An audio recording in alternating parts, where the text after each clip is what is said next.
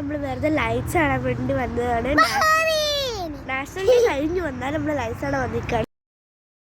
അപ്പോൾ ഇതവിടെ വീട്ടിൻ്റെ അടുത്തുള്ളതാണ്. ഞങ്ങൾ കടയിൽ പോയി വന്ന ശേഷം ലൈറ്റ്സ് കണ്ടപ്പോൾ ജസ്റ്റ് നമുക്ക് കയറിയിട്ട് എല്ലാം കണ്ടോക്കാന്ന് വിചാരിച്ചു.